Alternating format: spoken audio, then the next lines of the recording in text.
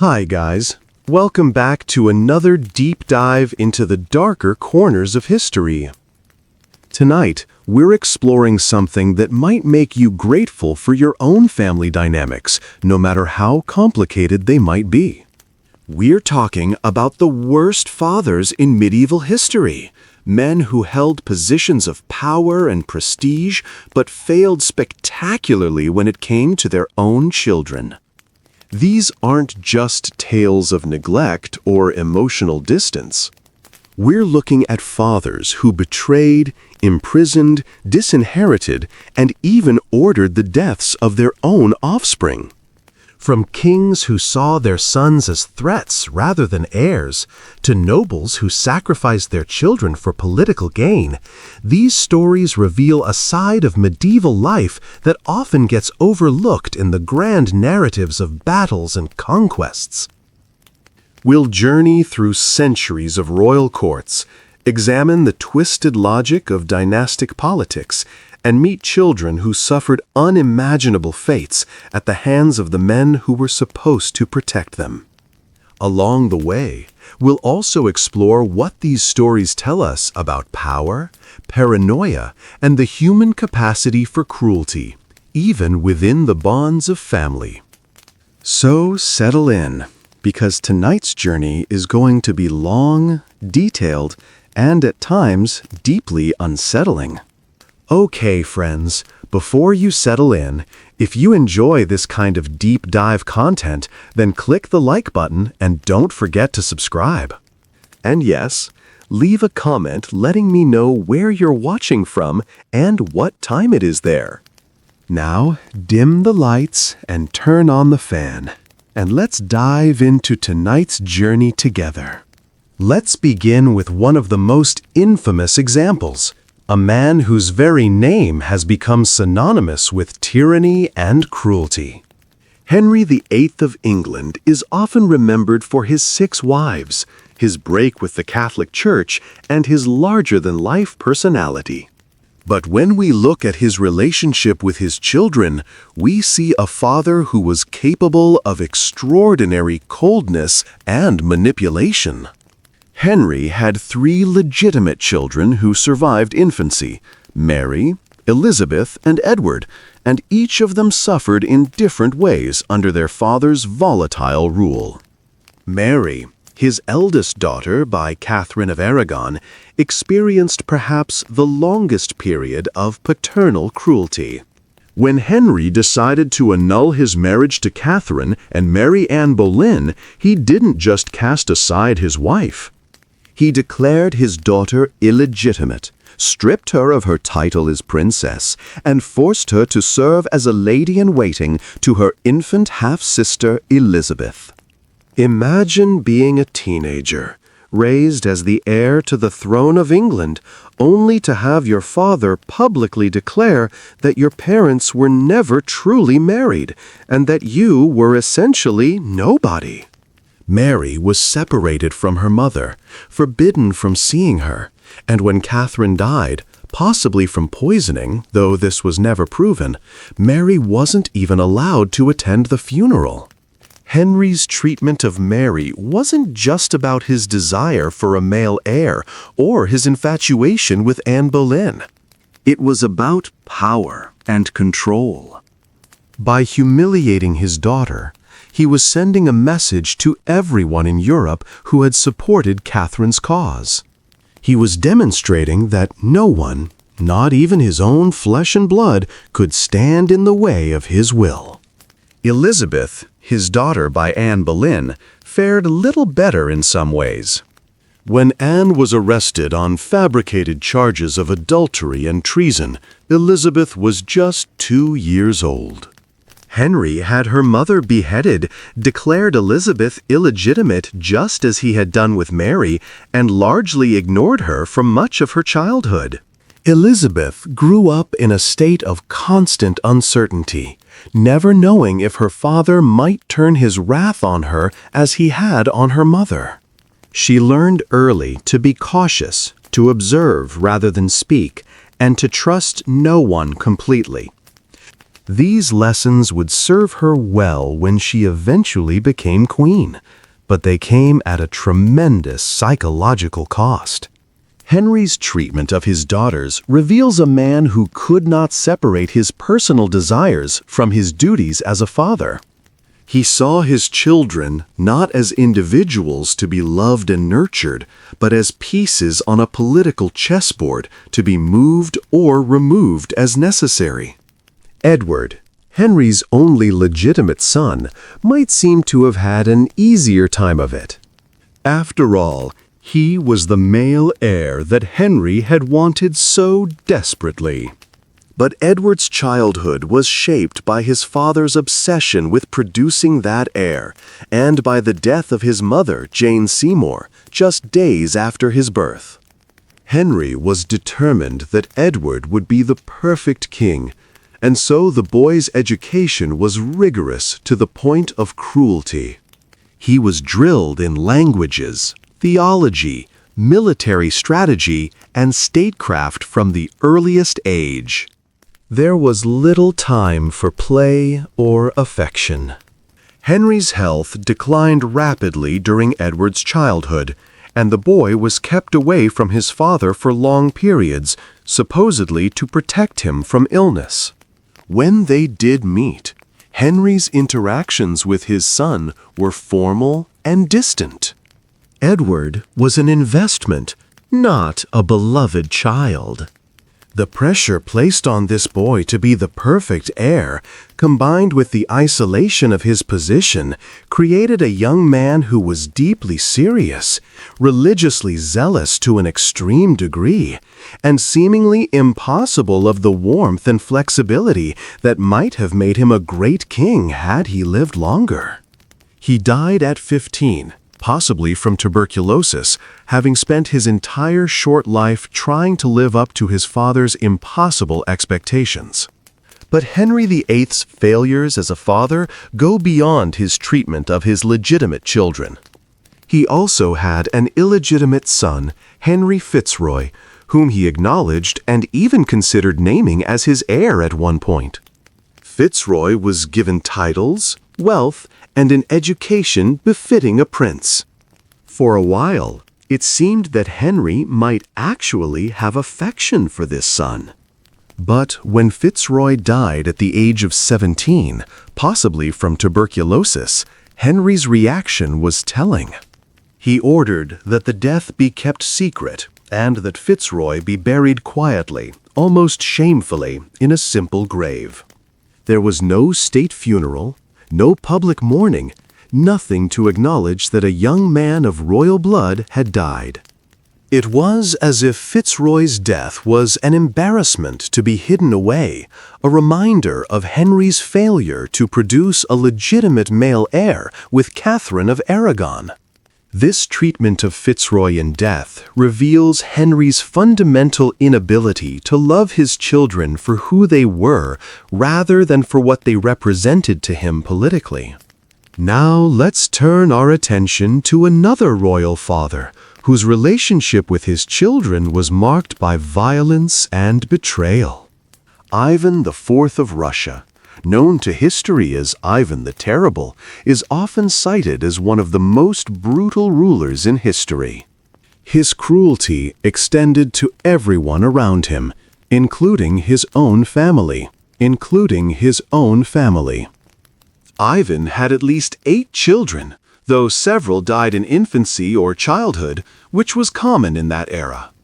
His relationship with his sons, particularly his eldest son and namesake Ivan Ivanovich, was complicated and ultimately tragic. The younger Ivan grew up in a court where violence was commonplace, where his father's paranoid rages could descend on anyone without warning.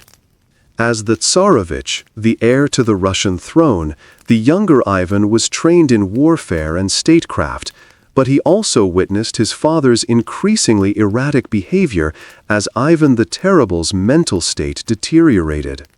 The relationship between father and son became strained as the younger Ivan reached adulthood.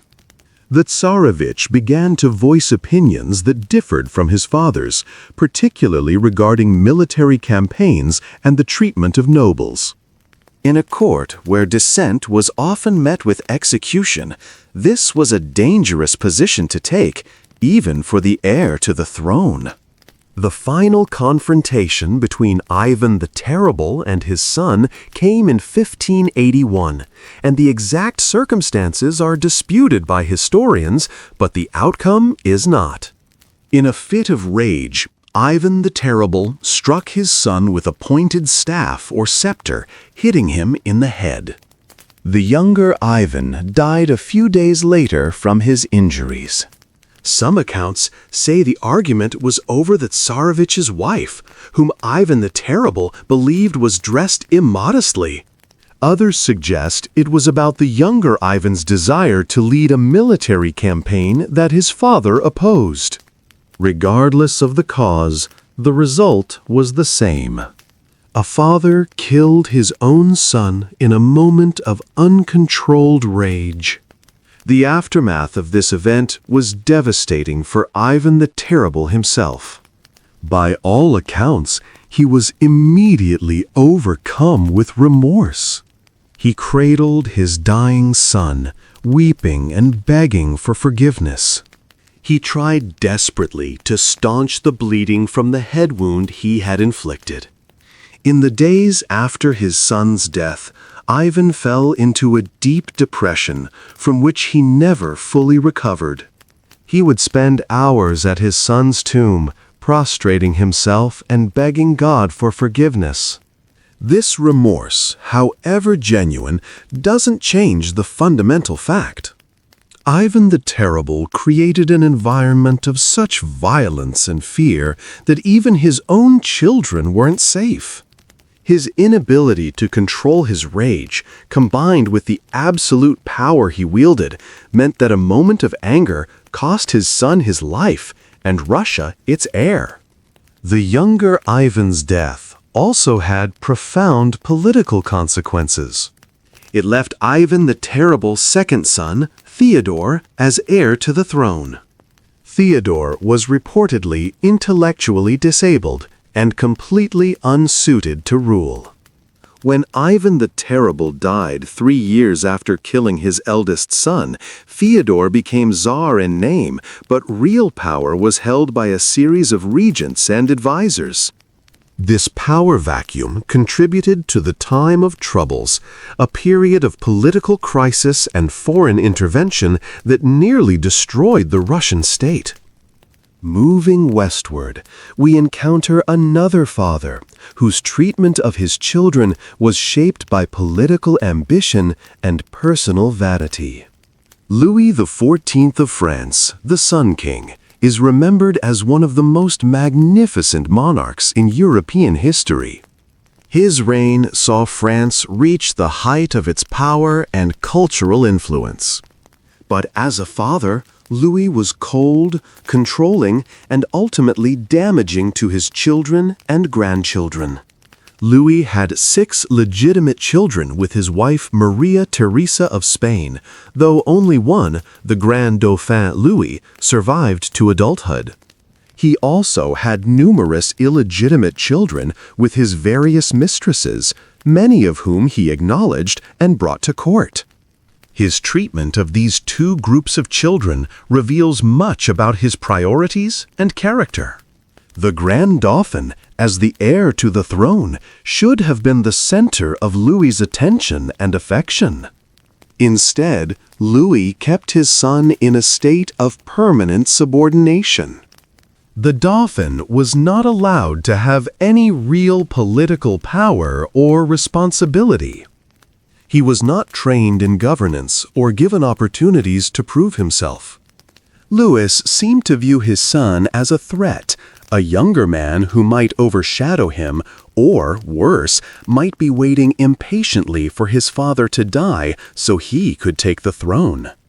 The Dauphin lived in his father's shadow for his entire life, dying at the age of 49 in 1711, just 4 years before Louis XIV himself would die. The Dauphin never reigned, never had the chance to prove what kind of king he might have been. His entire adult life was spent waiting for a crown that would never be his. This must have been psychologically crushing, to be raised from birth knowing you would one day be king, only to watch year after year pass while your father refused to let go of power, or even to prepare you properly for the role you would supposedly one day fill. Louis's treatment of his grandchildren was equally problematic. When the Dauphin died, his eldest son, Louis Duke of Burgundy, became heir to the throne. But within a year, both the Duke of Burgundy and his eldest son had died, possibly from measles. This left the Duke's second son, a sickly 5-year-old child who would eventually become Louis XV as heir to the throne. Louis XIV, now in his 70s and in declining health, seems to have realized too late the consequences of his failure to prepare his descendants for rule. He had kept power so tightly in his own hands for so long that there was no one ready to take over when he died. The little boy who would become Louis XV had received no training for kingship, had no experience of governance, and was surrounded by competing factions of nobles who saw his youth and inexperience as an opportunity to grab power for themselves.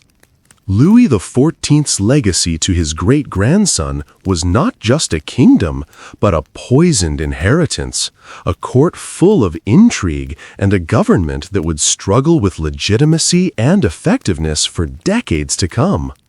As for Louis's illegitimate children, he was more affectionate towards some of them than he ever was toward his legitimate heir. His children, with Madame de Montespan, were legitimized and given titles, and he seemed to genuinely enjoy their company in a way he never did with the Dauphin. But even this apparent affection was self-serving. By elevating his illegitimate children, Louis was demonstrating his power, his ability to bend the rules of society to his will. He was also creating a separate line of princes and princesses who owed everything to him and who would be loyal to him personally rather than to the abstract idea of the monarchy. This caused tremendous resentment among the legitimate nobility and created divisions at court that would persist long after Louis's death.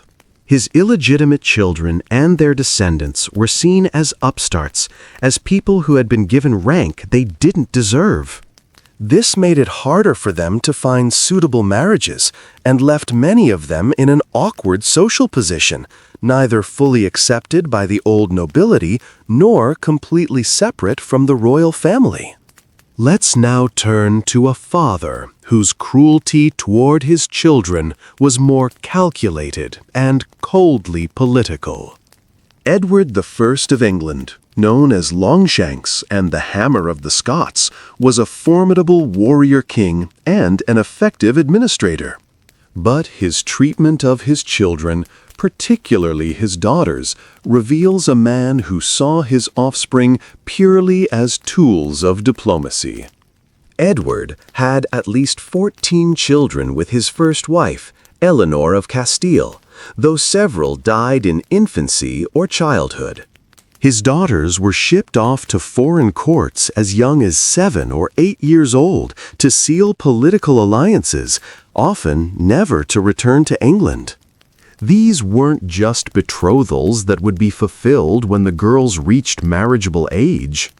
Edward sent his daughters away to be raised in foreign courts, to learn foreign languages and customs, and to become strangers to their own family and country. Joan of Acre, one of Edward's daughters, was betrothed to Hartmann, son of the King of Germany, when she was just a child. The plan fell through when Hartmann drowned, but it illustrates Edward's willingness to send his children far from home for political gain. Margaret of England was sent to Brabant as a child to marry John II, Duke of Brabant, sealing an alliance that Edward needed for his wars in France. Elizabeth of Rhuddlan was betrothed to John, Count of Holland, when she was just a girl, though this marriage too fell through, and she eventually married someone else. But the fate that most clearly illustrates Edward's coldness toward his children is that of his youngest daughter, also named Eleanor. She was sent to marry the Count of Bar when she was just a teenager, traveling to a foreign land where she knew no one and spoke none of the language. She died there just a few years later, far from home and family. Edward's treatment of his sons was somewhat different, but no less shaped by political calculation. His eldest son, John, died as a child, making the second son, Henry, heir to the throne. But Henry, too, died young, leaving Edward's third son, another Edward, as heir. This third Edward, who would become Edward II, was a disappointment to his father in almost every way. He was not interested in warfare or politics, preferring instead the company of his close friend Piers Gaveston. Edward I seems to have viewed his surviving son with a mixture of contempt and frustration. He couldn't understand why the boy wasn't more like him, why he didn't share his martial interests and political ambitions. Rather than trying to work with his son's personality and find ways to help him become an effective king in his own way, Edward I simply dismissed him as weak and incompetent. When Edward I died in 1307, he left his son not just a kingdom, but a legacy of impossible expectations, and a court full of nobles who had learned from the old king to view the new one with disrespect. The relationship between Edward I and his heir illustrates a common problem among royal fathers in the medieval period. They often seemed incapable of seeing their children as individuals with their own personalities, strengths, and weaknesses. Instead, they wanted their sons to be copies of themselves, to share their interests and their approach to kingship. When the sons inevitably turned out to be different people with different temperaments, the fathers reacted with anger and disappointment rather than adapting their expectations.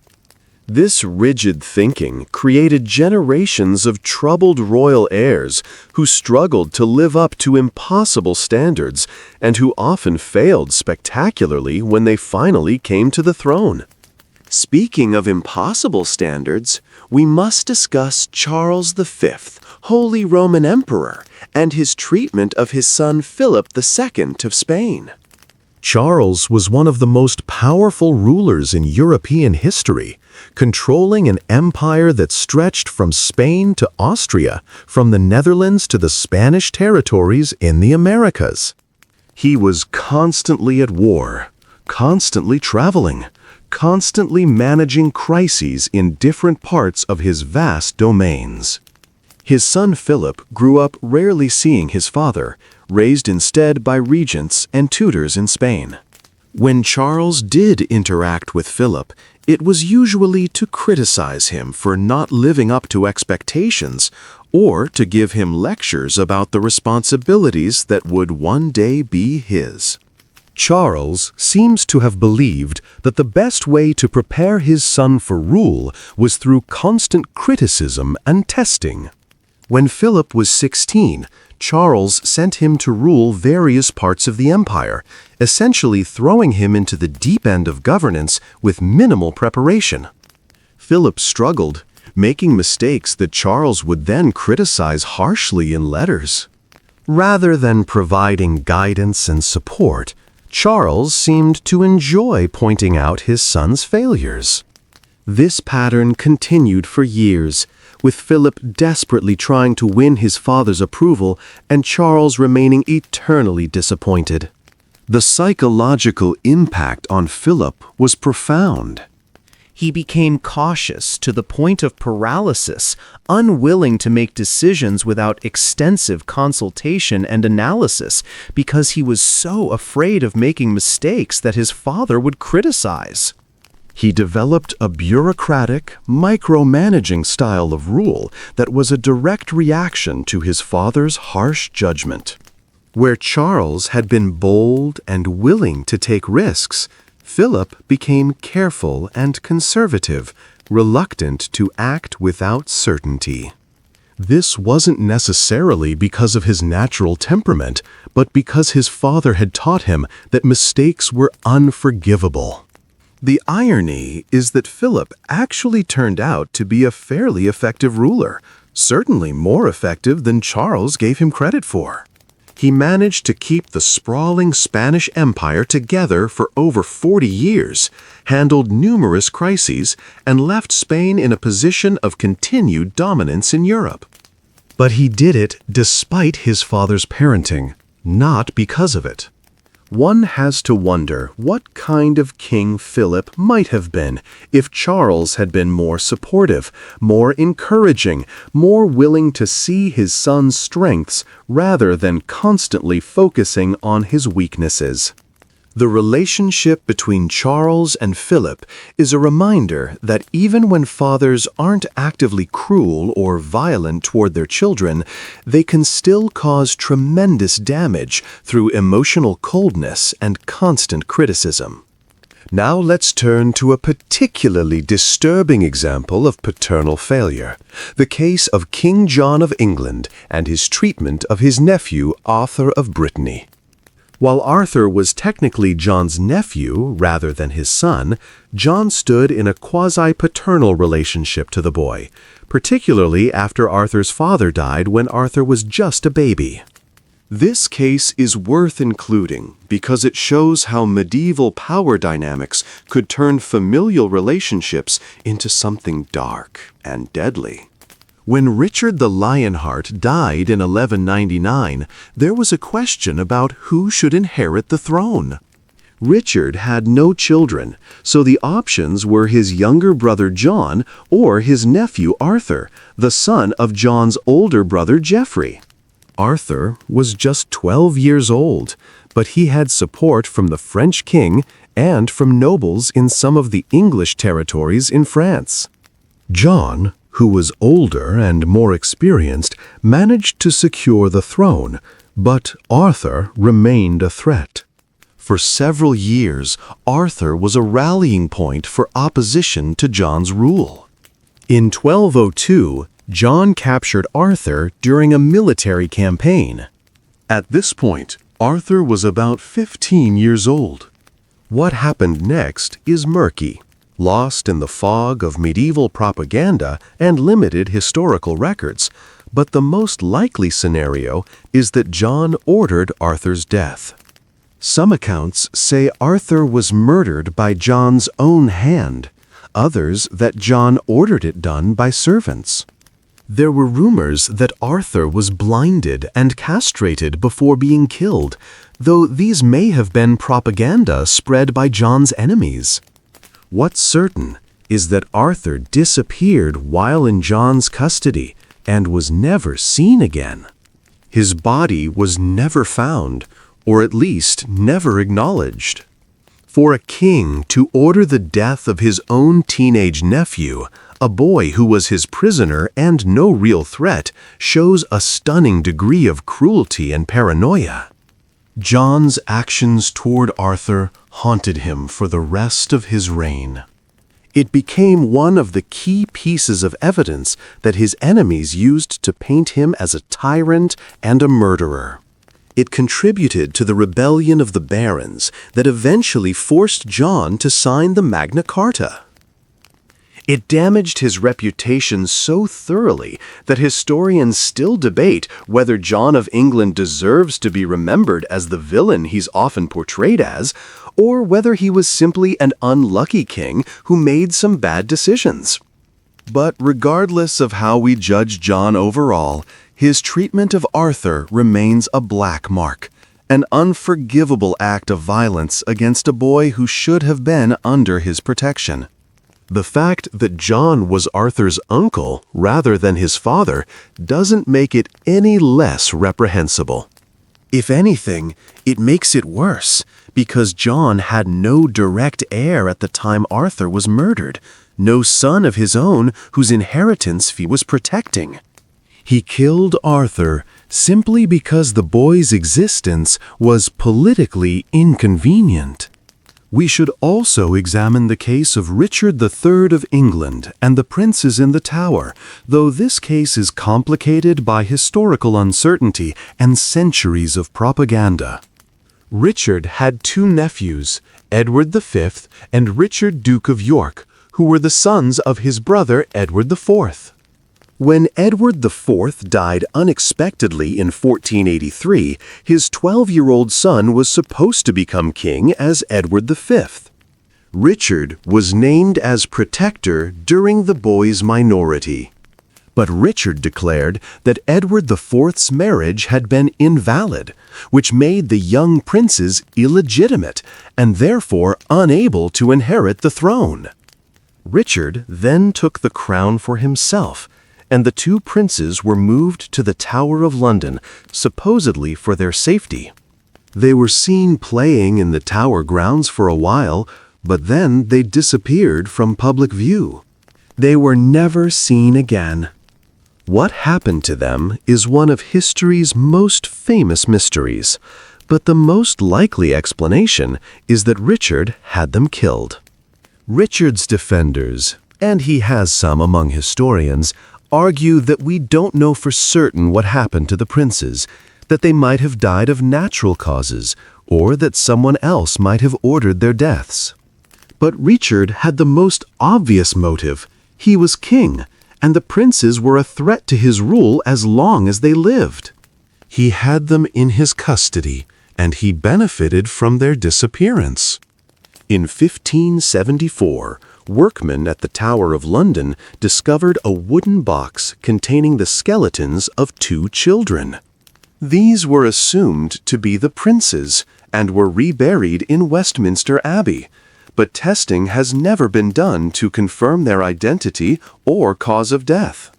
If Richard did order his nephews killed, and the weight of evidence suggests he did, then he belongs in this catalogue of terrible fathers and father figures. These were boys who trusted him, who should have been under his protection, and he most likely had them murdered to secure his own power. Let's shift our focus to a different kind of paternal failure. The case of fathers who were so consumed by their own interests that they completely neglected their children's well-being. Frederick II, Holy Roman Emperor, is an interesting example of this. Frederick was known as Stupor Mundi, the wonder of the world, because of his intelligence, his cultural sophistication, and his scientific curiosity. He spoke 6 languages, patronized artists and scholars, conducted scientific experiments, and was one of the most intellectually impressive rulers of the medieval period. But, as a father, he was largely absent and indifferent. Frederick had many children, both legitimate and illegitimate, and he seems to have regarded them mainly as political assets. His sons were given territories to rule, and then largely left to their own devices. When they rebelled against him, as several did, Frederick put down the rebellions with military force and showed little mercy even to his own offspring. His son Henry, whom he had crowned King of Germany when Henry was just a child, eventually rebelled against Frederick's policies. Frederick responded by having Henry arrested, imprisoned, and eventually forced to abdicate. Henry spent years in prison, moving from castle to castle, and eventually died in mysterious circumstances, possibly by self-harm, while being transferred to yet another prison. Frederick's reaction to his son's death was reportedly cold and perfunctory. He had lost a political piece, not a beloved child. Another of Frederick's sons, Enzo, was captured during a war with the Italian city-states and spent over 20 years as a prisoner in Bologna. Frederick made some attempts to negotiate his release, but was never willing to pay the price demanded or to make the political concessions necessary. So, Enzo languished in prison, and his father eventually died without securing his freedom. Enzo would spend a total of 22 years in captivity, finally dying in prison in 1272. For a father to leave his son imprisoned for over 2 decades, to die without having secured his release, suggests a stunning lack of paternal feeling. Frederick II's treatment of his children illustrates a particular kind of paternal failure common among medieval rulers. They were so focused on their own legacy, their own projects, their own place in history, that their children became mere footnotes, useful when they supported the father's agenda, disposable when they didn't. These fathers might have been brilliant in other ways, might have left lasting cultural or political legacies, but they failed at the most basic human task of caring for their own children. Their intellectual sophistication and cultural achievements don't excuse or compensate for this fundamental failure of human decency. Another category of terrible medieval fathers consists of those who used their children as pawns in dangerous political games without regard for the children's safety or well-being. A particularly disturbing example is the case of Hugh Despenser the Elder and his treatment of his granddaughter, Eleanor de Clare. Hugh was a powerful noble during the reign of Edward II of England, and his son, Hugh Despenser the Younger, was the king's favorite and probably his lover. The Despensers used their influence with the king to amass enormous power and wealth, making many enemies in the process. Hugh the Elder arranged a marriage between his granddaughter Eleanor and William La Zouche, but this was just one of many marriages he arranged or interfered with to advance family interests.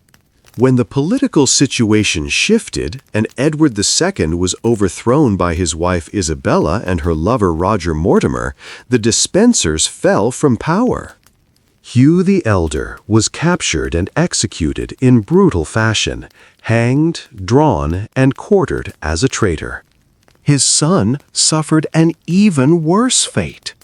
The family that Hugh had worked so hard to elevate was destroyed, and his descendants, including his grandchildren, were left to deal with the consequences of his ambition and overreach. The point here isn't just that Hugh Despenser the Elder failed, though he certainly did. It's that in his pursuit of power, he put his entire family at risk without seeming to consider what would happen to them if he fell. This was a pattern among ambitious medieval fathers. They would build their families up to dizzying heights of wealth and influence, but they would do it in ways that were unsustainable and that made enemies. Then, when the inevitable fall came, their children and grandchildren paid the price along with them.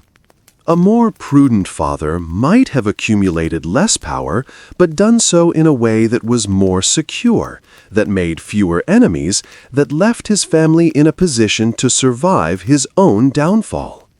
But men like Hugh Despenser couldn't or wouldn't think that way. The pursuit of power was too intoxicating, and they convinced themselves that their rise would never end. Their children suffered for their father's hubris. We must also discuss the phenomenon of fathers who forced their children into religious life against their will. This was extremely common in the medieval period, and while it might not seem as dramatic as murder or imprisonment, it was a form of cruelty nonetheless. Younger sons and most daughters of noble families were often pushed into monasteries and convents, not because they had any religious vocation, but because it was economically convenient for their families. By taking religious vows, these children gave up any claim to inheritance, which meant the family's wealth stayed more concentrated in the hands of the eldest son. They also removed themselves from the marriage market, which meant the family didn't have to provide dowries or worry about them making politically disadvantageous marriages. For the children involved, this often meant a lifetime of enforced celibacy, restricted freedom, and separation from the secular world they might have preferred. Some adapted and even thrived in religious life, finding genuine spiritual fulfillment, or at least a comfortable existence. But others were miserable, forced to live in ways that went against their nature and their desires. We hear occasional stories from medieval records of monks and nuns who ran away from their religious houses, who broke their vows of celibacy, who rebelled in various ways against the life that had been imposed on them. These stories are probably just the tip of the iceberg, the most dramatic cases that made it into the historical record. For every monk who openly rebelled, there were probably dozens who suffered quietly, living lives of frustration and repressed desires because their fathers had decided that they were surplus to the family's needs. This practice of forcing children into religious life was so common that it was barely remarked upon in medieval sources. It was just how things were done. It was just how things were done. But from our perspective, we can recognize it as a form of abuse, a way that fathers exercised tyrannical control over their children's lives for economic and political reasons. Let's return to royal fathers and examine the case of Philip II of France, known as Philip Augustus.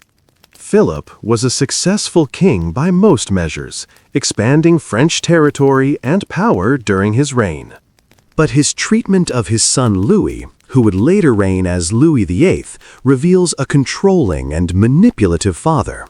Philip insisted on arranging Louis's marriage to Blanche of Castile without any input from his son.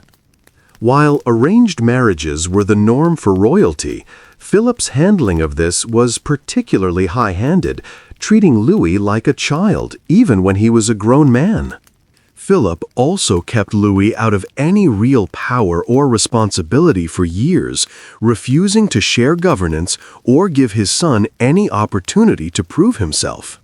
When Philip finally did send Louis on a military campaign to England, it was more to get him out of the way than to give him a genuine opportunity to distinguish himself. Louis spent his entire adult life waiting to be king, watching his father hold on to power and refuse to prepare him adequately for rule.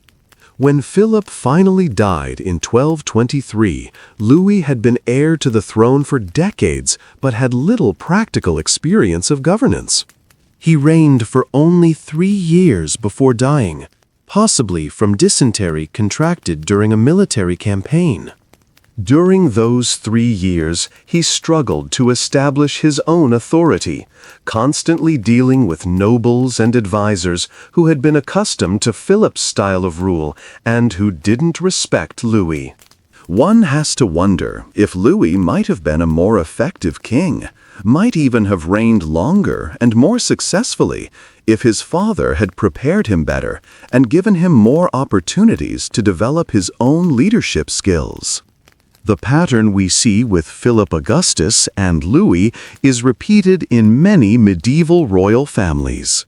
Fathers who were successful kings often seemed threatened by their sons, worried that giving them too much power or responsibility would somehow diminish the father's own position. So they kept their heirs in a state of permanent subordination, treating them like children, even when they were middle-aged men. Then they were surprised when these sons struggled when they finally became kings. The fathers had set their sons up to fail by denying them the training and experience they needed.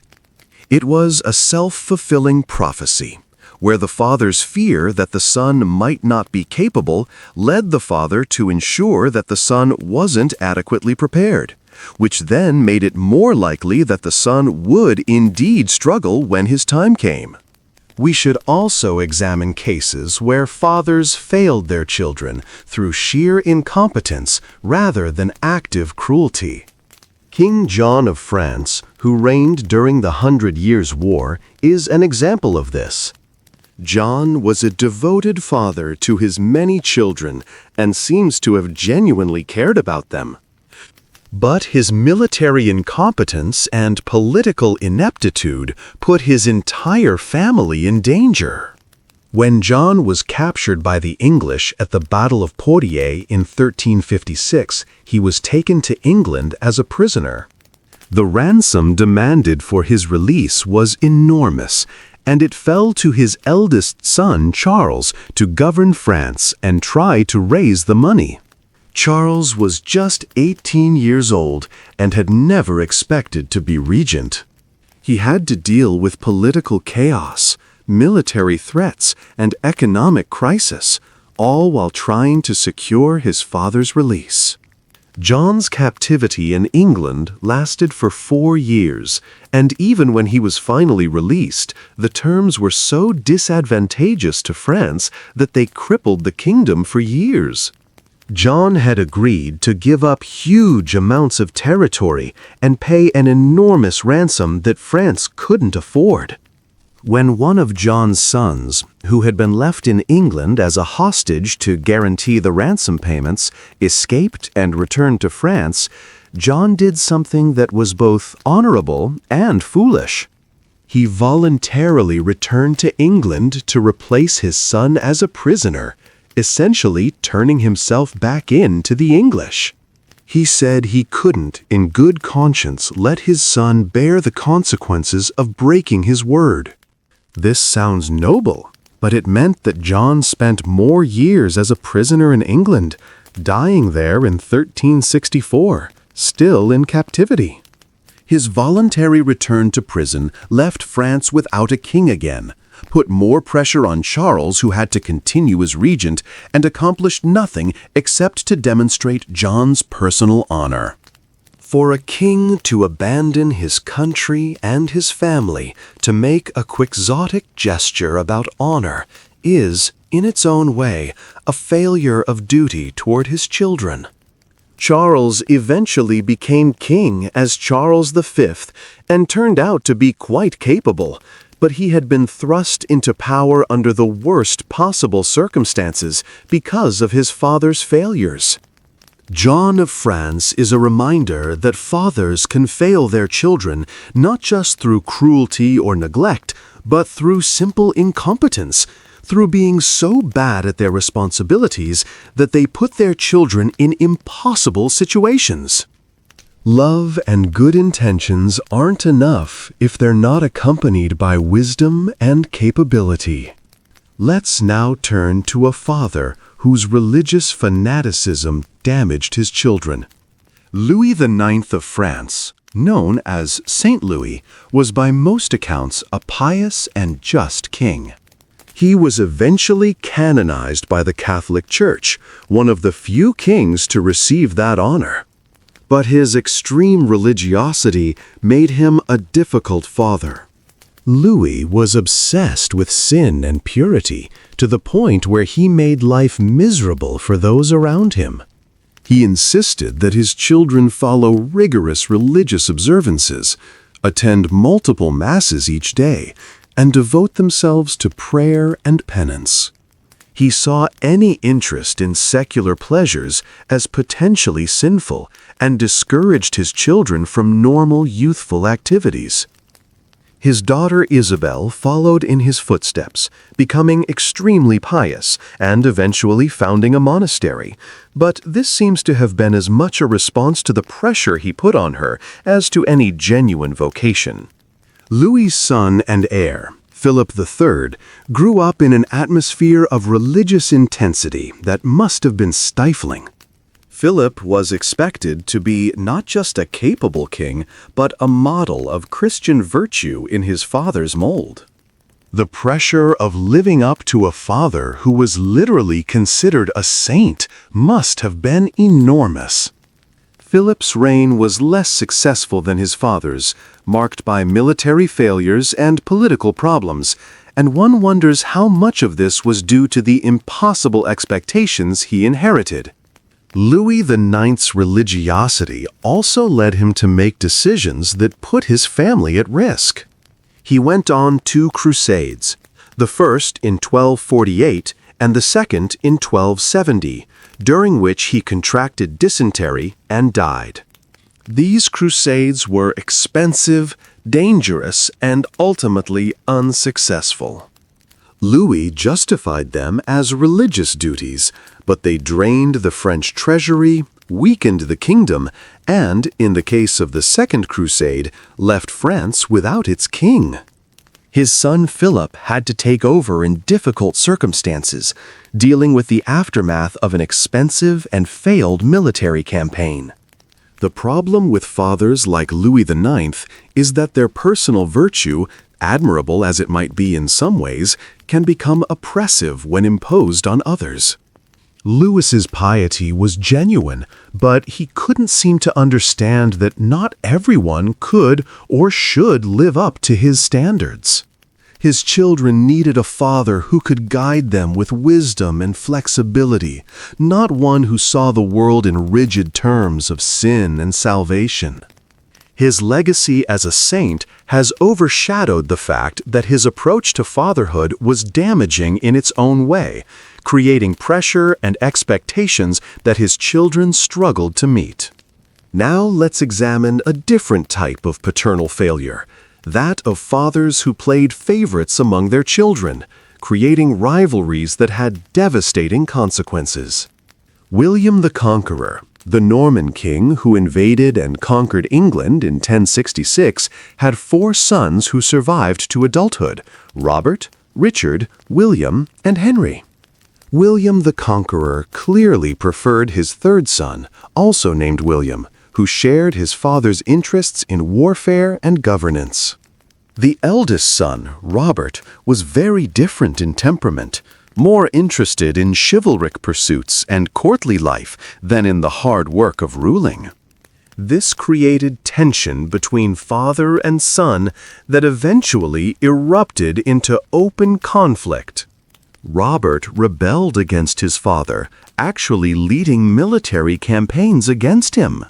Father and son were on opposite sides of battles, trying to kill each other's soldiers, if not each other personally. William the Conqueror's favoritism toward his younger sons created a family dynamic that was poisonous. Robert felt rejected and unvalued, which drove him into rebellion. William Rufus, the favored son, learned that his father's love was conditional on conforming to the father's expectations. Henry, the youngest, learned to be cunning and patient, waiting for opportunities to advance himself. When William the Conqueror died in 1087, he divided his lands between his sons in a way that seemed designed to cause conflict. Robert got Normandy, William Rufus got England, and Henry got money but no land. This division meant that the brothers immediately had reason to fight each other, as each wanted what the others had. The resulting conflicts between the brothers lasted for decades, weakening the Norman domains and causing enormous suffering. William the Conqueror's failure to treat his sons fairly and to plan for a peaceful succession is a failure of fatherhood on a grand scale. He could have worked to reconcile with Robert, to find ways to use Robert's talents even if they were different from his own. He could have divided his lands more equitably or kept them together under one son with provisions for the others. Instead, He let his personal preferences and his anger at Robert's rebellion dictate his decisions, and the result was decades of family warfare. This pattern of royal fathers playing favorites and creating destructive rivalries among their children is repeated throughout medieval history. It seems that these men, who were capable of sophisticated political and military strategy in their public lives, became petty and emotionally driven when it came to their own families. Let's turn our attention to Emperor Frederick Barbarossa and his complex relationship with his sons. Frederick Barbarossa was one of the most powerful Holy Roman emperors, a formidable warrior and skilled politician. He had numerous children, and he used them strategically to advance his dynastic interests. But his treatment of his sons reveals a father who saw his children primarily as extensions of his own will. His eldest surviving son, Henry, was crowned King of the Romans and given significant responsibilities from a young age. But Frederick kept Henry on a tight leash, never allowing him real independence. When Henry tried to pursue his own policies in Italy, policies that conflicted with Frederick's plans, the father came down hard on the son. Frederick made it clear that Henry's authority was entirely dependent on conforming to his father's wishes. The other sons received less attention and fewer opportunities. Frederick seemed to believe that concentrating power and resources on the eldest son was the best strategy for keeping the empire together. This meant that the younger sons grew up in their older brother's shadow, with limited prospects unless something happened to Henry. This created resentment and rivalry among the brothers. When Frederick died on a crusade in 1190, drowning while trying to cross a river, he left behind sons who had been trained to compete with each other rather than to cooperate. Henry succeeded him as emperor, but his reign was troubled, marked by conflicts with the papacy and with rebellious nobles. He died young, possibly poisoned, and his own son, Frederick II, whom we discussed earlier, became emperor as a child. The lack of stable succession and the rivalries that Frederick Barbarossa had fostered among his sons contributed to years of political instability in the Holy Roman Empire. We must also consider the case of King Ferdinand of Aragon and his treatment of his daughter Joanna, known to history as Joanna the Mad.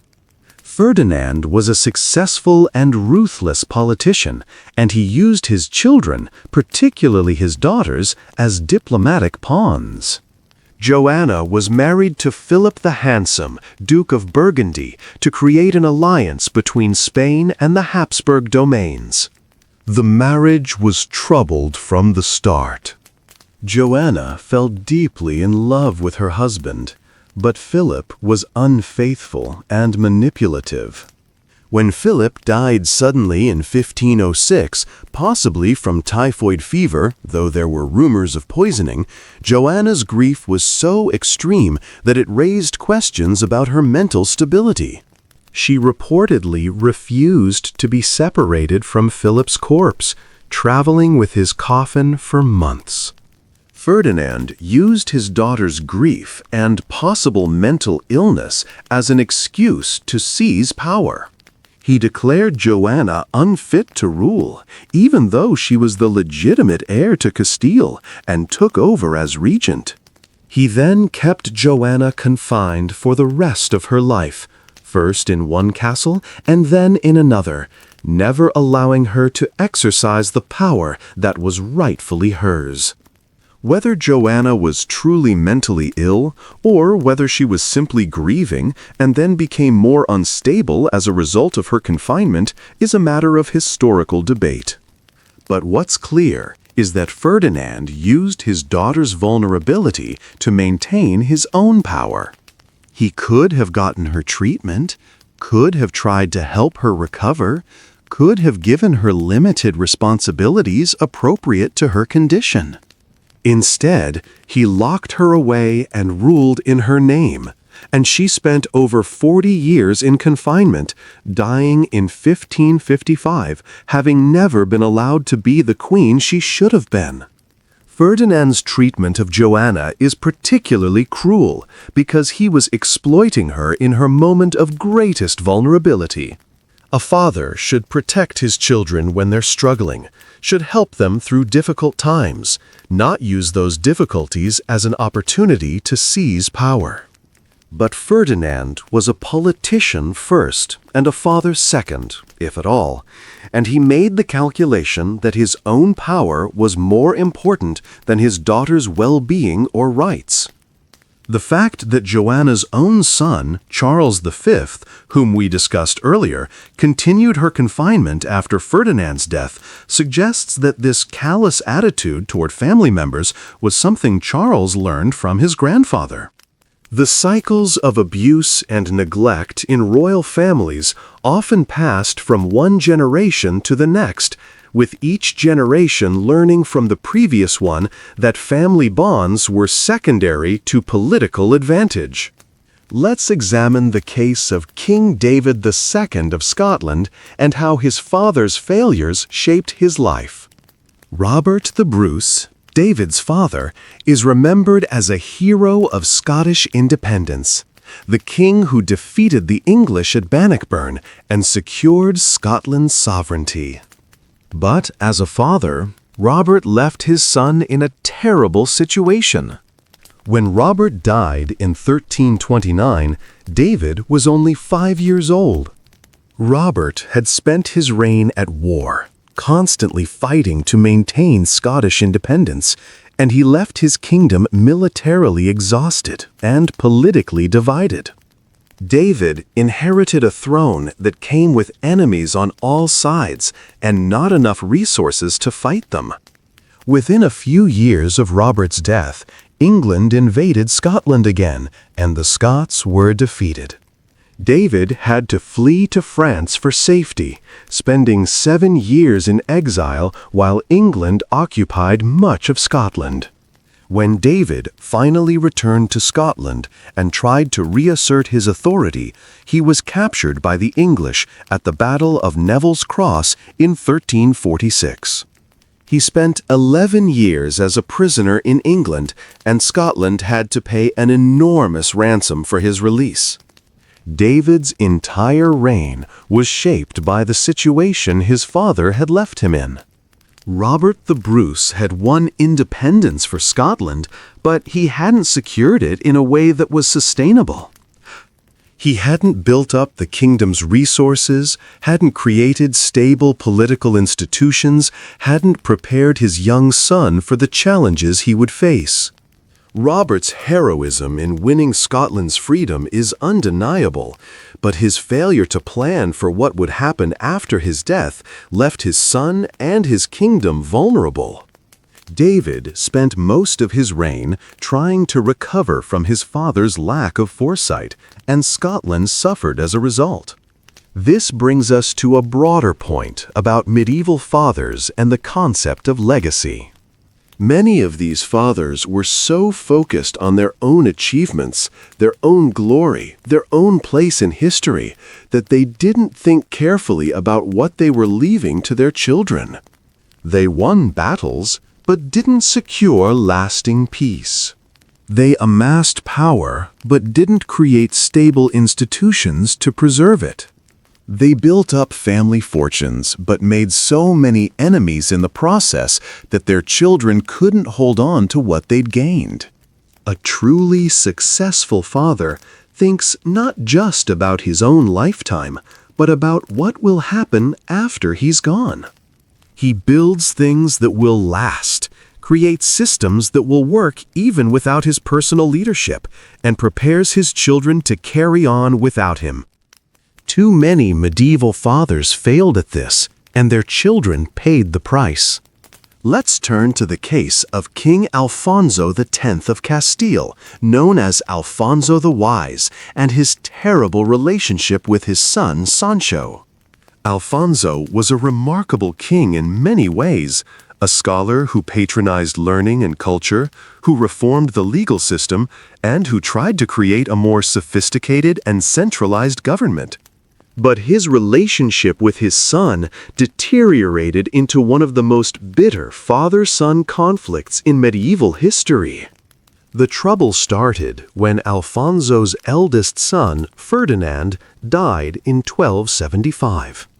According to the traditional rules of succession, the throne should have passed to Ferdinand's sons, Alfonso's grandsons. But Sancho, Alfonso's second son, believed he should be the heir instead. Alfonso supported his grandson's claim, which infuriated Sancho. The conflict escalated until Sancho actually rebelled against his father in 1282. Sancho gathered support from nobles who were unhappy with Alfonso's policies, and he had himself declared king by the Cortes, the Castilian parliament, while Alfonso was still alive. Alfonso was pushed aside, essentially deposed by his own son, and spent the last 2 years of his life in isolation, reportedly working on his scholarly projects and bitterly complaining about Sancho's betrayal. When Alfonso died in 1284, he allegedly cursed Sancho with his dying breath, declaring that Sancho would never prosper and that his line would be plagued with misfortune. Whether this curse had any real effect is obviously debatable, but Sancho's reign was indeed troubled, and his descendants faced numerous problems. What makes this case particularly sad is that both father and son had legitimate grievances. Alfonso had every right to decide who his heir should be based on established laws of succession. But Sancho also had a reasonable claim, and Alfonso's rigid insistence on his grandson's rights, even though they were children and Sancho was an adult who had served as a capable military leader, seemed impractical and politically unwise. A more flexible father might have negotiated, might have found a compromise that acknowledged both the rights of the grandsons and the practical reality that Sancho was better positioned to rule. Instead, Alfonso dug in, and the result was a family rupture that turned father and son into enemies. Both of them failed here, but Alfonso's failure is particularly notable because as the father and the king, he had more power to find a solution, and he chose not to use it wisely. We should also discuss King Edward III of England and his treatment of his many sons. We should also discuss King Edward III of England and his treatment of his many sons. Edward had 5 sons who survived to adulthood, and the relationships among them and with their father became increasingly complicated as they all jockeyed for position and influence. Edward's eldest son, known as the Black Prince, was the clear favorite and the heir to the throne. Edward lavished attention, resources, and opportunities on the Black Prince, while his other sons received less. John of Gaunt, Edward's third son, was capable and ambitious, but he always knew he would never be king as long as the Black Prince and his sons were alive. The younger sons, Edmund and Thomas, received even less attention and fewer opportunities. This unequal treatment created resentment and rivalry among the brothers. The situation became critical when the Black Prince died in 1376, a year before his father. This left the Black Prince's 10-year-old son, Richard, as heir to the throne. Edward III was by this point elderly and in declining health, increasingly unable to govern effectively. John of Gaunt essentially took over the government as the most capable adult prince, but this created suspicion and resentment among other nobles who worried that he was trying to push aside young Richard and take the throne for himself. When Edward III finally died in 1377, he left a political mess. Richard became king as Richard II at age 10, with competing factions of nobles all trying to control him. John of Gaunt and the other uncles were supposed to guide and protect their young nephew, but the rivalries and suspicions that Edward III had allowed to develop among his sons made it impossible for them to work together effectively. Richard II's reign was troubled from the start, and it eventually ended with his deposition and probable murder by his cousin Henry, John of Gaunt's son. The instability of Richard's reign and his eventual downfall can be traced in part to Edward III's failure to manage his sons better, to create a system where they could work together rather than compete, and to plan more carefully for what would happen if the Black Prince predeceased him. Edward was focused on his own glory, on his military campaigns in France, on his personal projects, and he didn't think carefully enough about the succession and what would happen to the kingdom and his grandchildren after he was gone. Let's now examine King Charles VI of France, who became known as Charles the Mad, and how his mental illness affected his children. Charles suffered from episodes of insanity that became more frequent and severe as he aged. During these episodes, he didn't recognize his own family, became violent, and was completely unable to govern. When he was lucid, he was a reasonably capable king, but the periods of lucidity became shorter and less frequent. His children, including the Dauphin Louis and later the Dauphin Charles, grew up with a father who was present but not present. A man who might be loving and engaged one month and completely unaware of their existence the next. This must have been deeply traumatic for the children, never knowing which version of their father they would encounter. The political situation in France became chaotic as different factions fought for control during Charles's periods of madness. His children were caught in the middle of these conflicts, used as pawns by various nobles and family members who were trying to seize power. The Dauphin Louis died young, possibly poisoned, though the evidence is unclear. His brother Charles, who would eventually become Charles VII, spent years essentially on the run, displaced by his own mother and by English forces that occupied much of France. Charles VI's mental illness meant that he couldn't protect his children or provide them with the stable environment they needed. Through no fault of his own, given that his condition was a medical issue beyond his control, he failed as a father because he simply wasn't capable of fulfilling that role. This case is different from the others we've discussed because Charles VI didn't choose to be a bad father. He was rendered incapable by illness. But the effect on his children was devastating nonetheless, and it raises the question of what should happen when a king or father becomes unable to fulfill his responsibilities. Medieval society didn't have good answers to this question. There were regencies and councils that were supposed to govern in the king's name, but these often became battlegrounds for competing interests, and the king's children suffered as a result. Charles VI's children needed protection, stability, and guidance, and the political system of the time couldn't provide these things when the king himself was incapacitated. We must also discuss King Henry VI of England, who, like Charles VI of France, suffered from mental illness. Henry VI was the grandson of Charles VI through his mother, and he seems to have inherited his grandfather's condition. Henry had a son, Edward of Westminster, who was born in 1453. By this time, Henry was already showing signs of mental instability, suffering from catatonic episodes where he was completely unresponsive.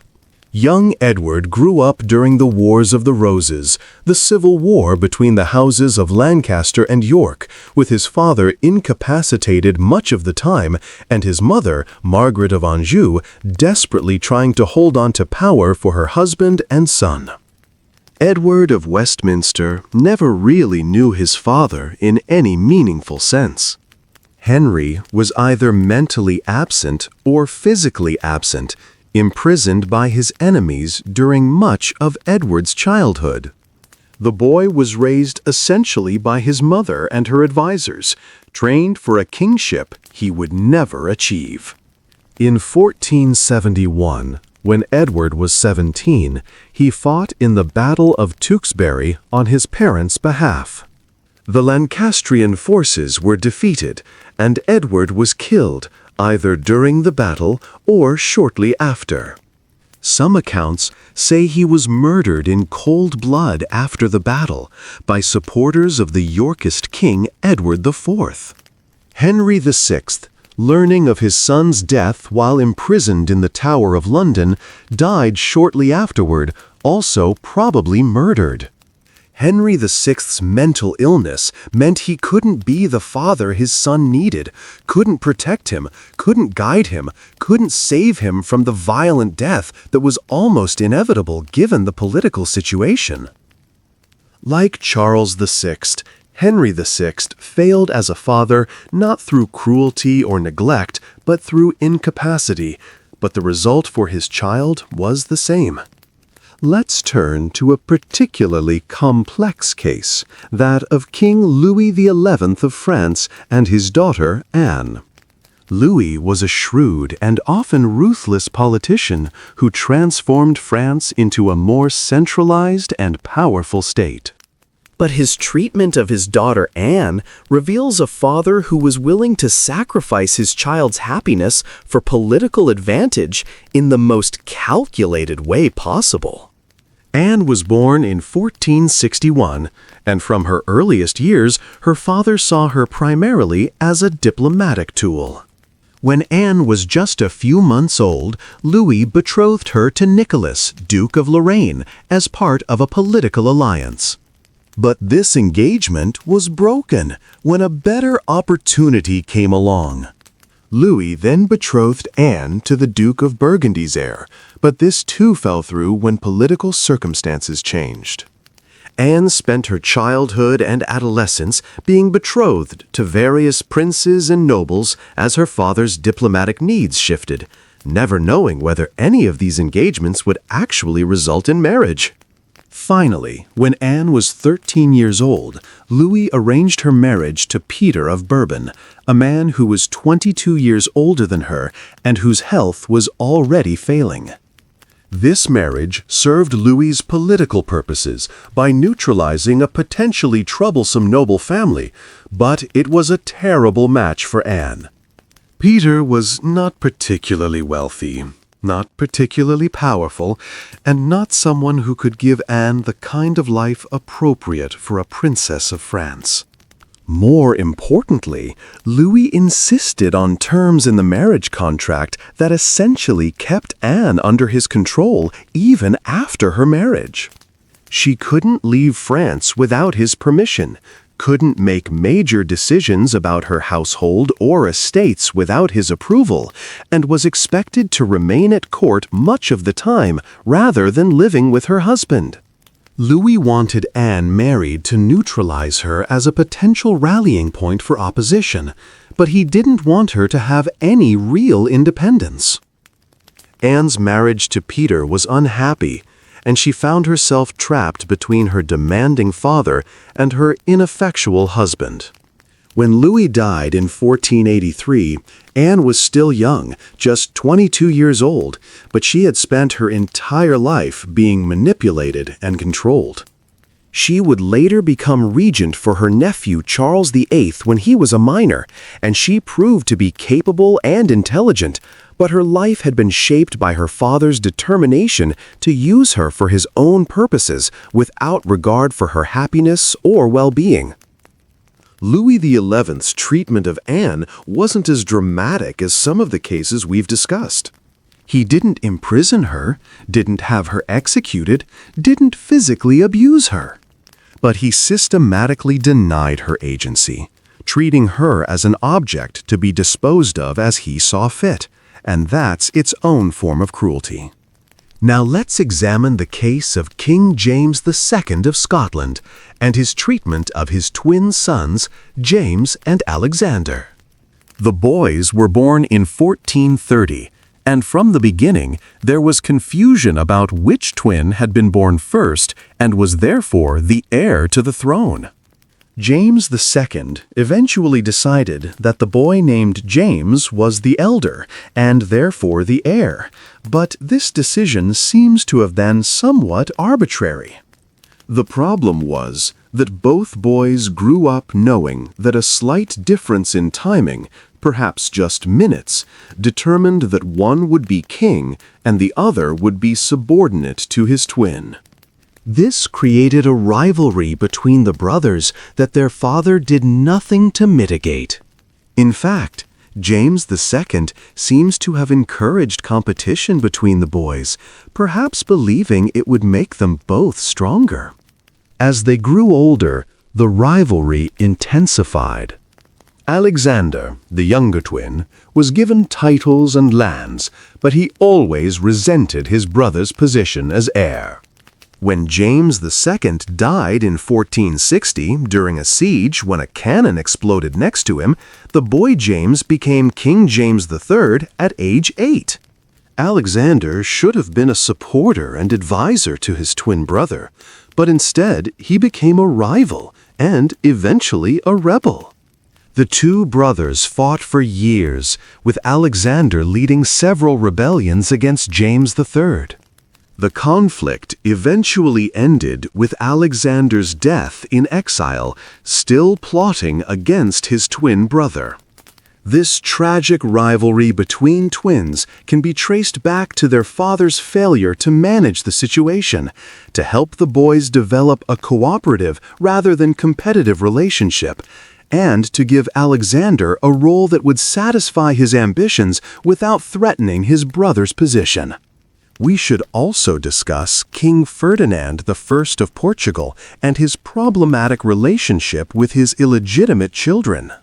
Ferdinand had several children with his mistress before his marriage, and he acknowledged these children and provided for them.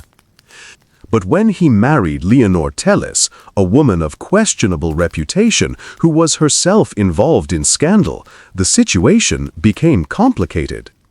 Leonor resented Ferdinand's illegitimate children and saw them as threats to her own daughter Beatrice, who was born after the marriage. Ferdinand allowed Leonor to marginalize his older children, to push them out of court, and to ensure that all the royal favor and resources went to Beatrice. This was politically disastrous because Beatrice's legitimacy was questioned by many Portuguese nobles, and Ferdinand's illegitimate children would have been more acceptable as heirs than a daughter born to a scandalous marriage. When Ferdinand died in 1383, the succession crisis that he had created through his poor management of his family relationships plunged Portugal into civil war. His illegitimate children and other relatives fought over the throne, with several different candidates claiming the right to rule. The crisis was eventually resolved when Ferdinand's illegitimate half-brother John became king as John I, but only after years of conflict and instability. Ferdinand's failure to manage his family relationships, his willingness to let his wife marginalize his older children, and his lack of planning for the succession left Portugal in chaos. His children, both legitimate and illegitimate, paid the price for his weakness and poor judgment. Let's turn to Duke William IX of Aquitaine, a powerful noble and famous troubadour who lived in the late 11th and early 12th centuries. William was known for his poetry, his military exploits, and his scandalous personal life. He had several children, but his treatment of them reveals a father who was more interested in his own pleasures and adventures than in his responsibilities to his family. William's eldest son and heir, also named William, seems to have received little guidance or attention from his father. The elder William was often away on military campaigns or crusades, and when he was home, he was more interested in his poetry, his mistresses, and his feuds with the church than in preparing his son for the responsibilities of ruling Aquitaine. The younger William grew up without the strong paternal guidance he needed, and when he inherited Aquitaine, he proved to be a weak and ineffective ruler. He died young, leaving his own young daughter Eleanor to inherit the duchy. Eleanor of Aquitaine would become one of the most famous women of the Middle Ages, Queen of France and then Queen of England. But she had to learn statecraft and political survival on her own, because neither her father nor her grandfather had prepared the family for stable succession. William IX's legacy was not just a duchy, but a pattern of absent, self-absorbed fatherhood that left his descendants vulnerable. Eleanor herself would later struggle with her relationships with her own children, particularly her sons Richard and John, suggesting that the dysfunctional patterns established by William IX echoed through generations. We must also examine King Afonso IV of Portugal and his terrible treatment of his daughter-in-law Inés de Castro, which devastated his son Peter. Inés was a Spanish noblewoman who became the mistress of Peter, Afonso's son and heir, after Peter's wife died. Peter and Inés had several children together, and Peter wished to marry her, but Afonso refused to allow it. Afonso feared that if Peter married Inés, it would give too much influence to her Spanish relatives and might threaten Portuguese independence. The situation festered for years, with Peter openly living with Inés and treating her as his wife, while Afonso refused to acknowledge the relationship. Finally, in 1355, Afonso had Inés murdered by his advisors, supposedly to protect Portugal's interests. Peter's reaction was immediate and violent. He rebelled against his father, raising an army and fighting a civil war. The conflict was eventually mediated, but Peter never forgave his father. When Afonso died in 1357 and Peter became king, one of his first acts was to declare that he had secretly married Inés before her death, making their children legitimate and her murder a crime against the Queen of Portugal. He had Inés's body exhumed, dressed in royal robes, and placed on a throne, forcing the nobles of Portugal to pay homage to the corpse of the woman they had helped kill. He also tracked down the men who had carried out the murder and had them executed in brutal fashion. Afonso's decision to have Inés murdered destroyed his relationship with his son and led to years of political instability. A wiser father would have found a way to accommodate his son's wishes, or at least would have handled the situation without resorting to murder. But Afonso chose the most violent and destructive path, and both he and his son suffered the consequences. Let's consider King Vladislaus II of Hungary and Bohemia and his complex family situation. Vladislaus had two children who survived to adulthood, a son Louis and a daughter Anne. Vladislaus was a weak king, dominated by his nobles and unable to assert royal authority effectively. His son Louis grew up watching his father be pushed around by powerful magnates, never able to make independent decisions or enforce his will. This was terrible preparation for kingship. When Vladislaus died in 1516 and Louis inherited the thrones of Hungary and Bohemia at age 10, The boy was utterly unprepared for the challenges he would face. Louis had never seen his father successfully exercise royal authority, had never learned how to manage nobles or command respect. He had only seen weakness and vacillation. Louis's reign was predictably disastrous. He struggled to assert himself, was manipulated by various factions of nobles, and proved unable to organize an effective defense when the Ottoman Empire invaded Hungary.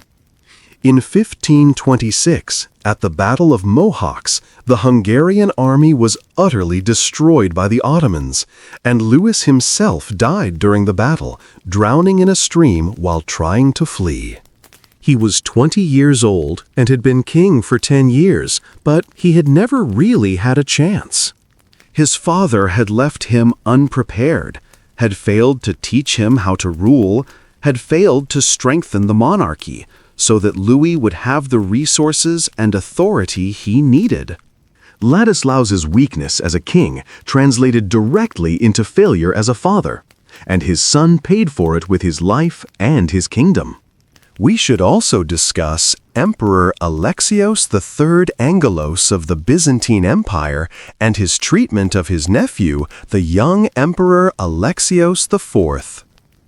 The Byzantine imperial family in the late 12th and early 13th centuries was rife with intrigue, betrayal, and violence, with uncles overthrowing nephews, brothers blinding brothers, and fathers imprisoning sons. Alexios III came to power in 1195 by overthrowing and imprisoning his own brother, Emperor Isaac II Angelos. Isaac's young son, also named Alexios, was imprisoned along with his father. For years, the boy lived in captivity, watching his father, who had been blinded during the coup, suffer in prison. Finally, in 1201, young Alexios managed to escape and flee to the west, where he sought help in restoring his father to the throne.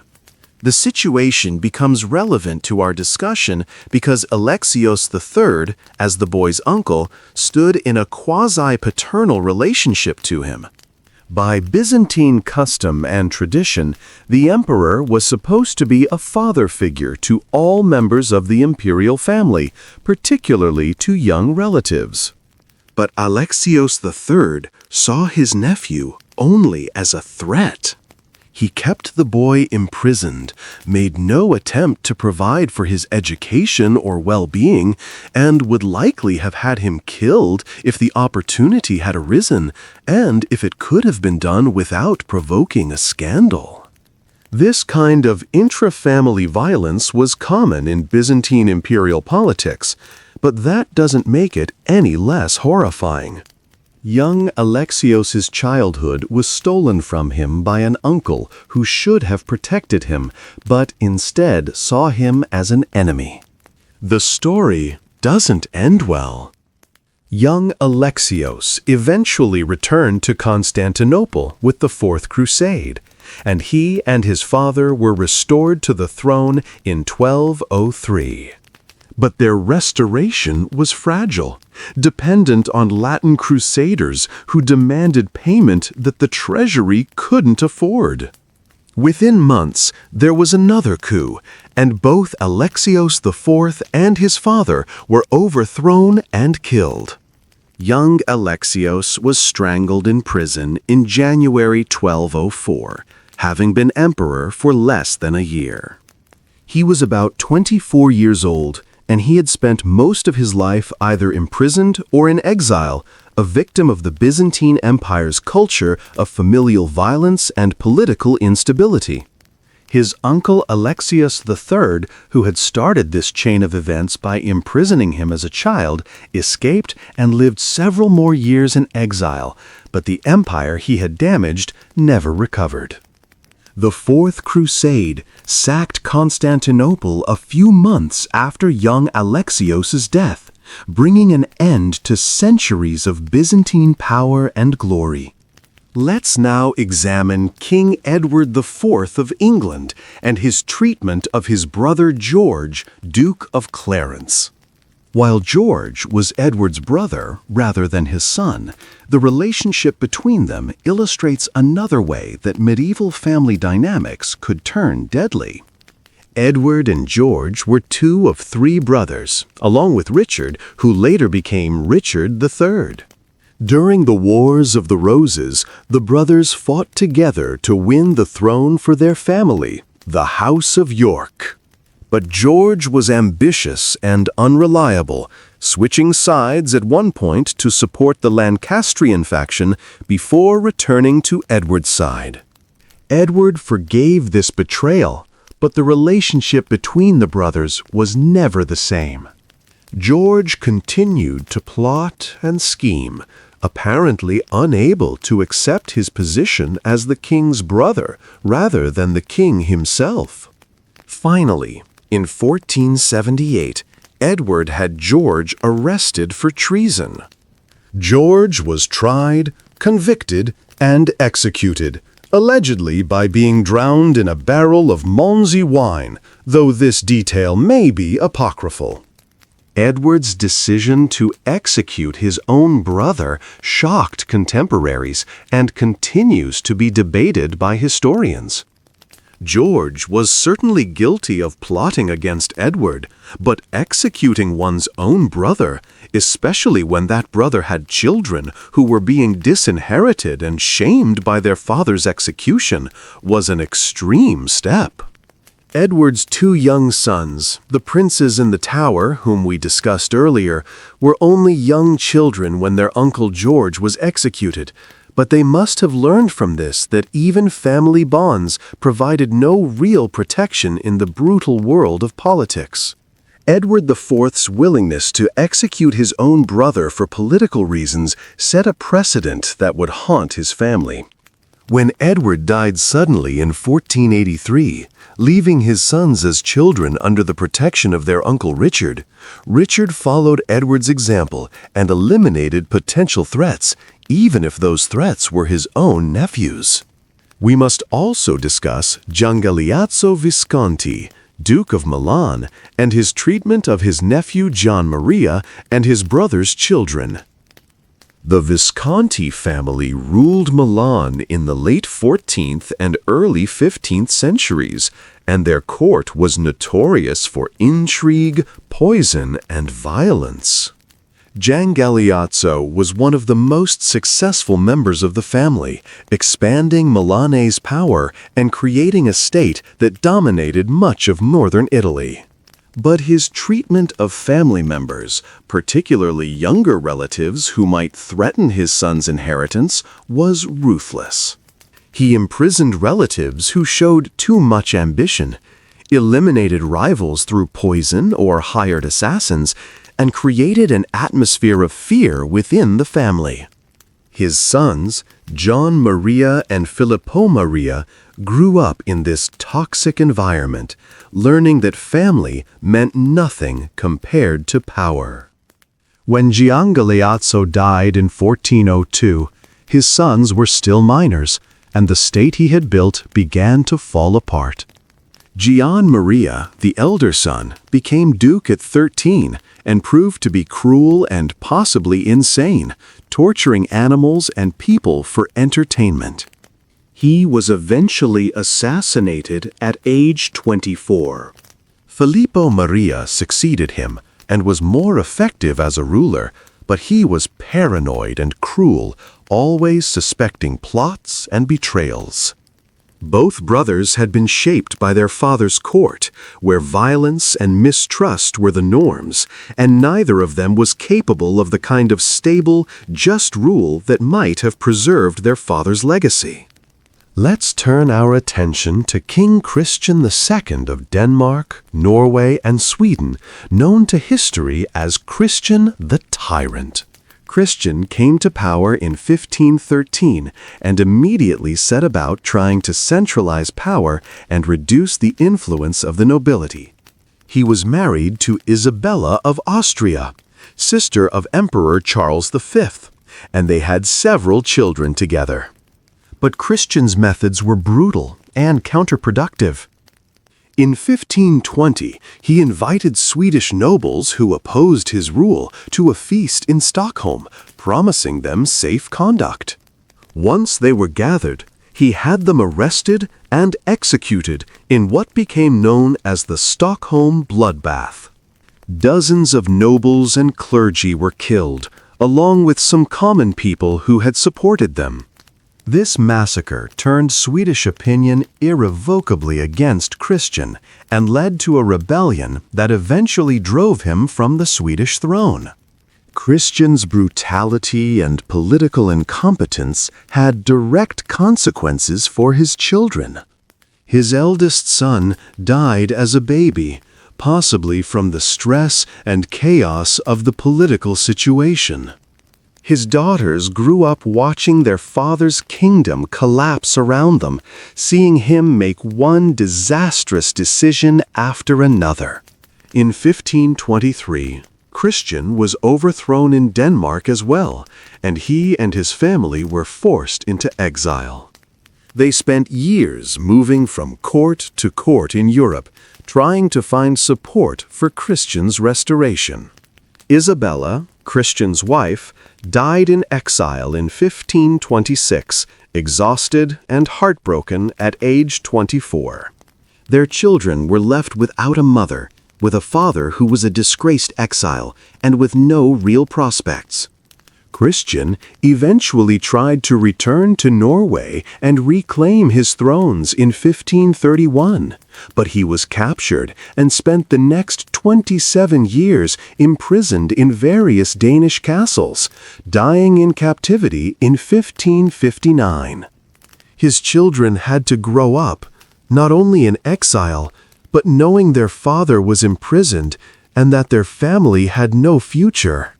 Christian's failures as a king directly translated into his failures as a father, leaving his children without security, prospects, or even the basic stability that children need. Now, let's examine King Philip I of France and his treatment of his son Louis, who would become Louis VI. Philip was an ineffective king, more interested in his personal pleasures than in governance. He was notorious for his affair with Bertrade de Montfort, whom he abducted from her husband and kept as his mistress despite being married and despite repeated condemnations from the church. Philip was excommunicated multiple times for this relationship, but he didn't care. His kingdom suffered from his neglect, with royal authority declining and powerful nobles acting increasingly independently. His son Louis grew up watching all of this, seeing his father ignore his responsibilities and damage the monarchy's reputation. When Philip finally died in 1108, Louis inherited a weakened kingdom and a tarnished royal reputation. Louis VI, to his credit, worked hard to restore royal authority and proved to be a much better king than his father. But he had to spend years undoing the damage Philip had done, recovering territories that had been lost, and rebuilding the monarchy's prestige. Philip's legacy to his son was not just a kingdom, but a mess that Louis had to clean up. We should also discuss King Sancho I of Portugal and his complicated relationship with his children. Sancho had several children, both legitimate and illegitimate, and he tried to provide for all of them by dividing his kingdom among them.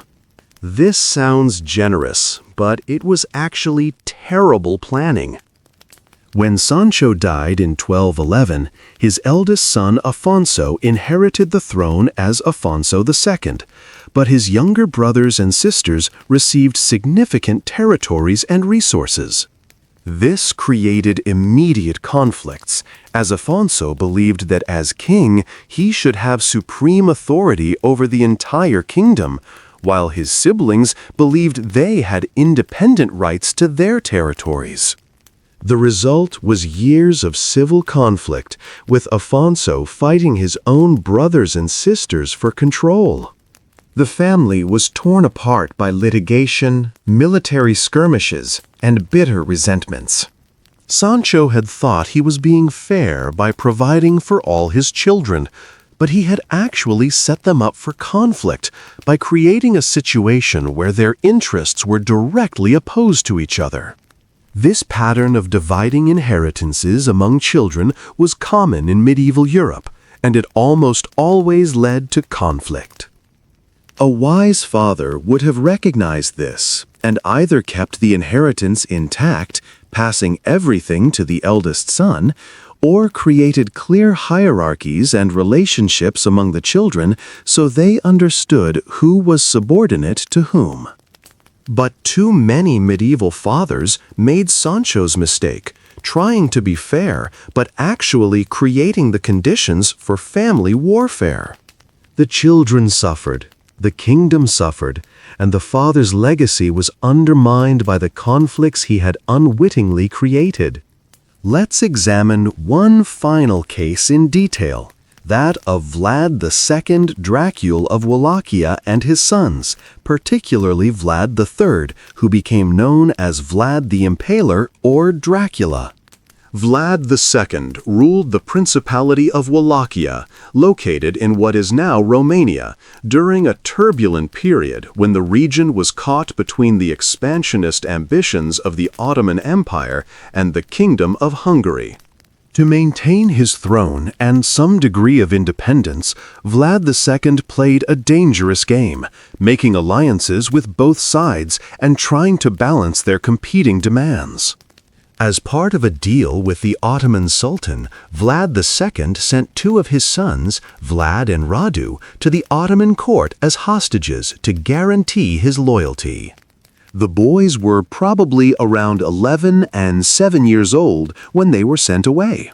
They spent years at the Ottoman court, essentially prisoners, though they were treated reasonably well and given education and military training. For Vlad III, the experience seems to have been traumatic. He was separated from his family, held hostage by people his father had taught him to see as enemies, and constantly aware that his life depended on his father's continued loyalty to the Sultan. Meanwhile, back in Wallachia, Vlad II's political maneuvering eventually caught up with him. He was overthrown and killed in 1447, along with Vlad III's older brother Mircea, who was buried alive by his father's enemies.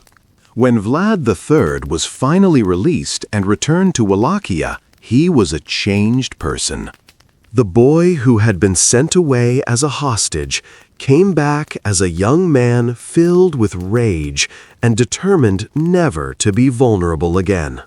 His famous cruelty, his use of impalement as a form of execution and psychological warfare, his absolute ruthlessness toward anyone he perceived as an enemy, all of this can be traced back to the trauma of his childhood and his father's decision to use him as a political pawn. Vlad II had thought he was being clever, that by giving his sons to the Ottomans as hostages, he was securing his own position. But he had actually traumatized his children, destroyed his family, and created in Vlad III a ruler who would be remembered for centuries as a monster. The irony is that Vlad III probably would never have become the Impaler if his father had been a better parent, if Vlad II had found some other way to navigate the political pressures he faced that didn't involve sacrificing his children's well-being. As we reach the end of our journey through these dark tales of medieval fatherhood, certain patterns become clear. Many of these fathers failed because they saw their children primarily as political assets rather than as human beings deserving of love and protection. They used their children as pawns in diplomatic games, as hostages to guarantee treaties, as tools to secure alliances through marriage. They forgot, or never understood, that children need more than just material provision. They need guidance, affection, stability, and the sense that they are valued for who they are rather than for what they represent. Another common pattern was the inability of these fathers to see their children as individuals separate from themselves. They wanted their sons to be copies of themselves, to share their interests and their approach to life. When the sons turned out to be different, the fathers reacted with disappointment and anger rather than adapting to work with their children's actual personalities and strengths. Many of these fathers also failed through sheer selfishness, putting their own desires, ambitions, and pleasures ahead of their children's needs. They were so focused on their own legacies, their own places in history, their own immediate gratification, that they didn't think carefully about what they were leaving to the next generation. They won glory for themselves, but left their children to deal with the consequences of their choices. Some failed through weakness rather than cruelty, unable to protect their children from dangerous political situations, or unable to prepare them adequately for the responsibilities they would face. And some failed simply through bad judgment, making decisions that seemed reasonable at the time, but that turned out to have terrible consequences for their families. What's striking about all these stories is how modern they feel in some ways. The specific circumstances were medieval, involving kingdoms and dynasties and political intrigues that are foreign to most of us today. But the underlying dynamics, the emotional patterns, the ways that fathers can damage their children through neglect or cruelty or selfishness or bad judgment, these are timeless. We can recognize in these medieval fathers the same failures we see in bad fathers today. The scale might be different. The consequences might not involve kingdoms and civil wars, but the fundamental failure to put children's well-being ahead of personal ambition or pride or convenience is the same across the centuries. These stories also remind us that power doesn't make someone a good parent. Many of these men were successful by the standards of their time. They won battles, expanded their territories, increased their wealth, and left their marks on history.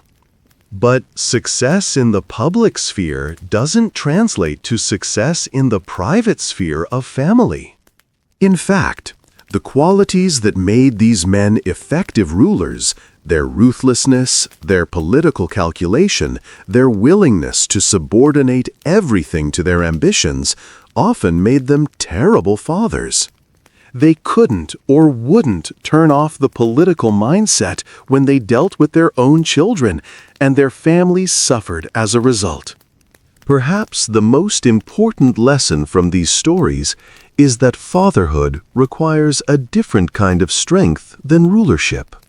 It requires the ability to be vulnerable, to admit mistakes, to put someone else's needs ahead of your own. It requires patience, flexibility, and the willingness to see your children as they really are rather than as you wish they would be. These medieval fathers, for all their power and accomplishments, lacked these qualities, and their children paid the price.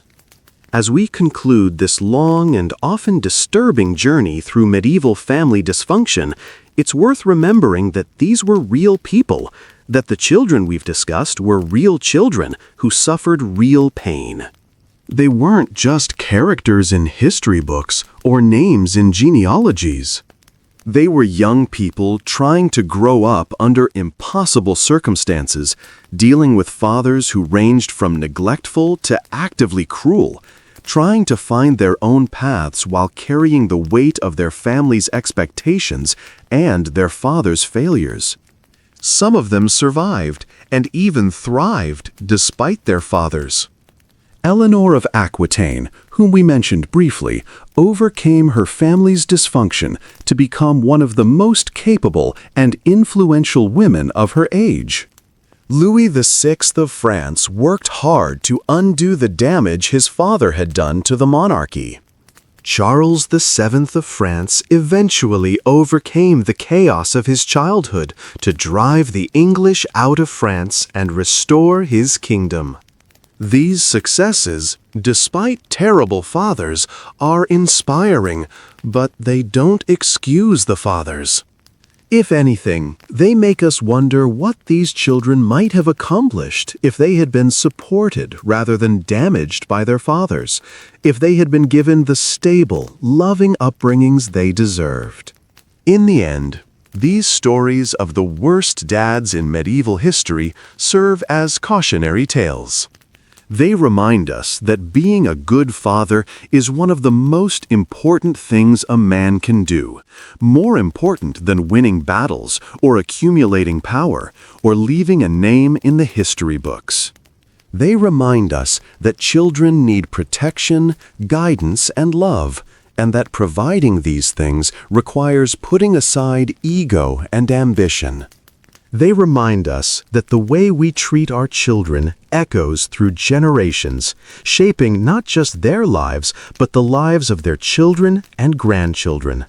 And they remind us to be grateful if we had fathers who, whatever their flaws, at least tried to be good parents, who saw us as individuals worth loving rather than as pawns to be manipulated. The medieval period was a brutal time in many ways, but the brutality of these fathers toward their own children stands out even in that context.